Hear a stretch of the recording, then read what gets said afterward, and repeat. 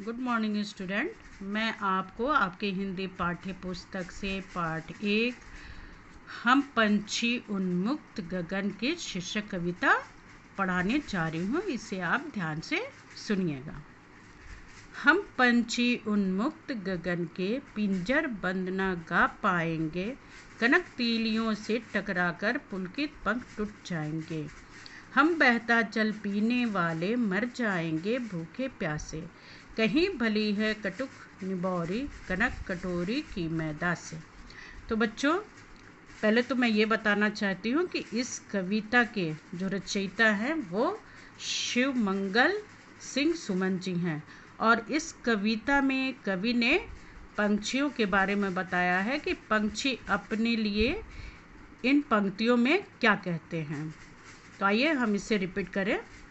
हम पंछी उन्मुक्त गगन के। उन्मुक्त शब्द यहाँ आया है बच्चों, तो उन्मुक्त का मतलब क्या होता है? उन्मुक्त का मतलब होता है खुला। और गगन, गगन मतलब आप जानते हैं आकाश और आसमान। पिंजर बंद, पिंजर का बंद का मतलब होता है पिंजरे में बंद। अब इसका हम अर्थ देखेंगे। इसमें पक्षी कहते हैं कि हम खुले आसमान में घूमने वाले क्या हैं? प्राणी हैं। यदि हम पिंजरे में बंद हो जाएंगे तो हम अपनी सुरीली गीत को नहीं गा पाएंगे। आगे देखिए, कनक तीलियों से टकराकर पुलकित पंख टूट जाएंगे। और यदि हमें सोने के पिंजरे में रखा जाए तो हमारे पंख उसमें टकराकर क्या हो जाएंगे? टूट जाएंगे, अर्थात हम बर्बाद हो जाएंगे। अब नेक्स्ट पंक्ति देखते हैं। हम बहता जल पीने वाले मर जाएंगे भूखे प्यासे, कहीं भली है कटुक निबौरी कनक कटोरी की मैदा से। बच्चों, इन पंक्तियों में पक्षी कह रहे हैं कि हम तो बहते नदियों झरनों का जल क्या करते हैं? पीते हैं। पिंजरे में रहकर हमें कुछ भी खाना अच्छा नहीं लगेगा, चाहे आप क्यों ना हमें सोने की कटोरी में स्वादिष्ट भोजन लगाकर दो, हमें तो उससे अच्छा कहीं कटुक निबौरी, यानी कटुक का मतलब होता है कड़वी और निबौरी का मतलब होता है नीम का फल, तो हमें सोने की कटोरी में दिया हुआ स्वादिष्ट भोजन अच्छा नहीं लगेगा। उससे भला तो है कि हम अपनी कड़वी नीम का फल खाएं। आगे नेक्स्ट। स्वर्ण श्रृंखला के बंधन में अपनी गति उड़ान सब भूले, बस सपनों में देख रहे हैं तरु की फुनगी पर के झूले।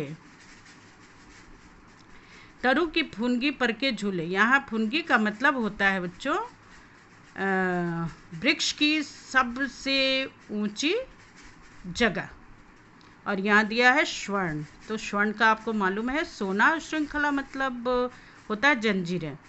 तो इसमें पक्षी कहते हैं कि हम जो हैं सोने की श्रृंखला के बंधन में यदि हम बंधे रहेंगे तो अपनी उड़ान को क्या नहीं कर सकते हैं?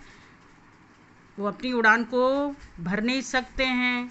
और तरु की फुनगी पर के झूले, यदि हम पेड़, तरु मतलब होता है पेड़, पेड़ की ऊंची टहनियों पर झूलना चाहें तो वो हम नहीं झूल सकते हैं, मात्र ये हमारे लिए एक सपना बनकर रह जाता है। ऐसे थे अरमान की उड़ते नीले नभ की सीमा पाने, लाल किरण सी चोंच खोल चुगते तारक अनार के दाने। इन पंक्तियों में पक्षी कहते हैं कि हमारे अरमान, अरमान मतलब बच्चों होता है इच्छा, हमारी ऐसी इच्छा है कि हम नीले नभ की सीमा को उड़ते उड़ते क्या करें? पार कर जाएं, और उसके बाद हम लाल किरण सी चोंच खोलकर चुगते तारक अनार के दाने, लाल किरण सी चोंच को खोलकर हम आसमान के सितारों के दाने को क्या कर लें, चुग लें। बच्चों तो आपको ये समझ में आया होगा। नेक्स्ट, होती सीमाहीन क्षितिज से इन पंखों की होड़ा होड़ी, या तो क्षितिज मिलन बन जाता या तंती सांसों की डोरी। इन पंक्तियों में पक्षी कहते हैं कि अगर हम आज़ाद होते तो उड़कर क्या करते, इस आसमान की सीमा को पार कर जाते। अपनी इस कोशिश में हम यूं तो आसमान को पार कर लेते ही, लेकिन फिर अपनी जान भी गंवा देते। हो सकता है कि इस कंपटीशन से हम, जैसे लिखा होड़ा होड़ी, हम इस होड़ा होड़ी यानी होता है कंपटीशन, कि इस कंपटीशन से हम अपनी जान भी गंवा सकते थे। नेक्स्ट, नीड़ न दो चाहे टहनी का, आश्रय छिन भिन कर डालो, लेकिन पंख दिए हैं तो आकुल उड़ान में विघ्न डालो। नीड़ का मतलब होता है घोंसला। बच्चों यहाँ नीड़ शब्द आया है और इस नीड़ का जो अर्थ होता है घोंसला होता है। आश्रय, आश्रय मतलब होता है रहने का स्थान। तो आपको पता है कि पक्षियाँ कहाँ रहते हैं, पेड़ों पर घोंसले बना के रहते हैं। तो इन पंक्तियों में पक्षियों ने मनुष्य से उन्हें क्या करने के लिए विनती की है कि मुझे क्या कर दो, स्वतंत्र कर दो, यानी मुझे आज़ाद कर दो।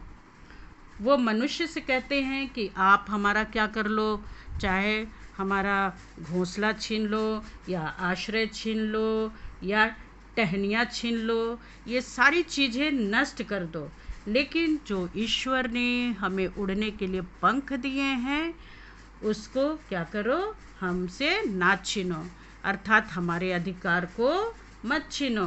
कृपया हमें क्या करने दो, अपनी उड़ान भरने दो।